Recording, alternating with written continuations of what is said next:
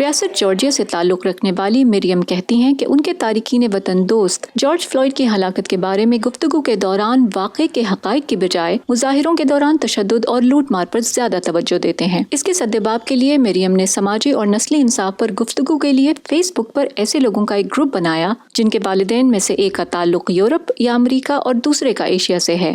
We are from the region that has experienced colonialism, experienced ethnic oppression. ہم اس علاقے سے ہیں جس نے نو آبادیاتی نظام، نسلی منافرت، پولیس کی زیادتی اور آمرانہ حکومتوں کا سامنا کیا۔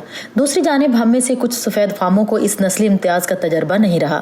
ہم نے امریکی سیاہ فاموں جیسے حالات نہیں دیکھے، جیسے صدیوں کی غلامی، مشتعل ہجوم کے ہاتھوں تشدد، ہلاکتیں اور پولیس کی صفا کی، جس پر کبھی قانونی کارروائی نہیں کی جاتی۔ جھوٹی معلومات پھیلا کر اس طرح کے نسلی اور سماجی مسائل کو دانستہ طور پر نشانہ بنایا جا رہا ہے تاکہ غلط خبروں کے ذریعے نسلی منافرت کو ہوا دی جائے۔ اس کی ایک حالیہ مثال ٹویٹر #DC بلیک آؤٹ تھا، جس کے ذریعے یہ افواہ پھیلائی گئی کہ واشنگٹن کے مظاہرے میں موبائل فون سگنلز کو بلاک کر دیا گیا ہے تاکہ پولیس کی زیادتیوں کو رپورٹ نہ کیا جا سکے۔ The DC blackout campaign and the other propaganda campaigns that we saw surrounding the DC protests. Washington میں مظاہروں کے دوران DC بلیک آؤٹ اور ایسی دیگر پروپیگنڈا تحریکیں ان حالیہ غیر ملکی تحریکوں سے مماثلت رکھتی ہیں جن کے ذریعے متنازعہ موضوعات پر امریکیوں کو تقسیم کرنے کی کوشش کی گئی۔ امریکی اخبار واشنگٹن پوسٹ کے مطابق DC بلیک آؤٹ تحریک صرف چند افراد سے شروع ہوئی لیکن جعلی اکاؤنٹس کے ذریعے تیزی سے مقبول ہو گئی۔ کلیمزن یونیورسٹی سے منسلک پیٹرک وارن کہتے ہیں کہ اس کا مقصد عوام کو ایسے الجھانا ہے کہ وہ سچ اور جھوٹ میں فرق نہ جان سکیں۔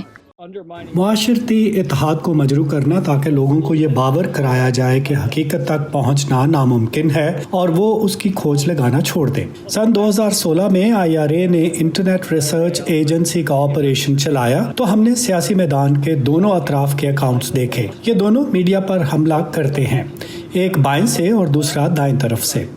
پیٹرک کے مطابق حفاظتی ٹیکوں اور کووڈ-19 کے معاملے میں ایسی افواہیں اور بھی خطرناک ہو سکتی ہیں۔ What is the transmission rate of COVID-19? I have no idea. Corona virus کے پھیلاؤ کی رفتار کیا ہے؟ مجھے نہیں معلوم، نہ ہی لوگوں کو صحیح پتہ ہے۔ اس کا انحصار بہت سی باتوں پر ہے اور یہ غیر یقینی افواہوں کو جنم دیتی ہے۔ ماہرین کے مطابق سوشل میڈیا پلیٹ فارمز ایسے جعلی اکاؤنٹس کو بند کرنے میں کامیاب ہو رہے ہیں، لیکن بڑی سماجی تحریکوں میں یہ اب بھی منظر عام پر آ جاتے ہیں۔ If you were already protesting in DC, you were already DC میں مظاہرہ کرتے ہوئے آپ پہلے سے ہی پولیس کے خلاف غصے میں ہوں گے۔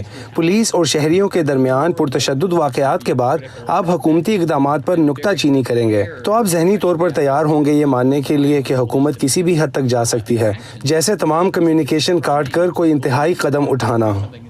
ماہرین متفق ہیں کہ تمام افواہوں کو روکنا ناممکن ہے، لیکن ان پر قابو پانا سود بند ثابت ہوتا ہے۔ وہ عوام کو مشورہ دیتے ہیں کہ کچھ بھی پڑھنے کے بعد اس کا تجزیہ کریں اور کسی کے ہاتھوں استعمال نہ ہوں۔ ماریا پرس کے ساتھ فائزہ بخاری، وائس آف امریکہ۔